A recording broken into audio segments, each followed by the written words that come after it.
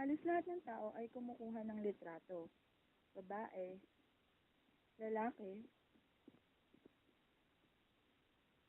bata man, o matatanda. Lahat sila basta may pagkakataon ay kumukuha ng picture. May ibang ginawa ng hanap buhay ang pagkuha ng litrato. Si Mang Juancho ay isang photographer. Nagpo-photographer dito. 30 years. 30 years na. Magkano po ang isang kuha?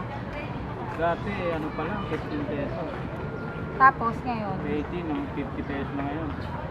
marami pa rin naman po nagpapakuha. Mayroon pa naman kasi maganda ng fountain natin ngayon eh. Dancing fountain. Pinapaganda ngayon ang park natin, ang ating director. Si Juliet de Villegas. Kaya maraming lumadayo dito. Lalo na yung dancing fountain na yan. Marami pa rin palang nagpapakuha dito. Mayroon din, marami pa. So ngayon, magkano na ang fee nyo pag nagpapakuha kayo? Ano ah? Magkano na yung 50 pesos na? 2 copy ka dito. Copy, 50 pesos. Quality picture.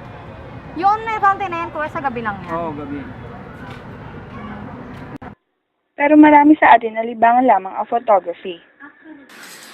Actually, before, I really don't like photography. Kasi ang kala ko, picture-picture lang. But then I realized, yung photography pala, storya din pala ng buhay ng tao yan. Ana Luis, 22 years old at mahilig kumuha ng litrato. Kailan nga ba siya nagsimulang mahilig rito?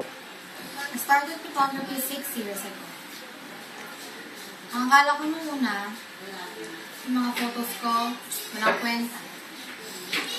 Pero nung pinagtagpi-tagpi ko lahat, iba-ibang issue, iba-ibang plato, nakagawa ko ng story. And I'm proud. Naging bonding na rin nila ng kanyang anak ang photography.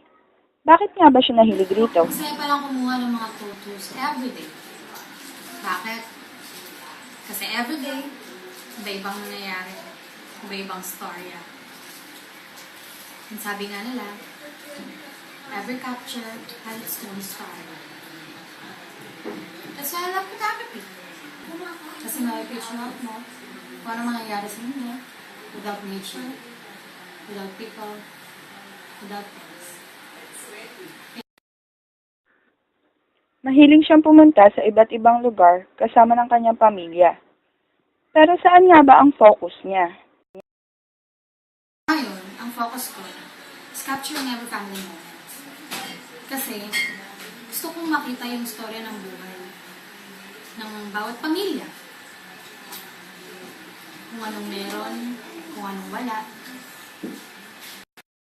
Ano nga ba talaga ang photography para sa kanya? Nung makita ko yung mga pictures na kinuha ko, na pag pinagdugtong-dugtong mo pa nila,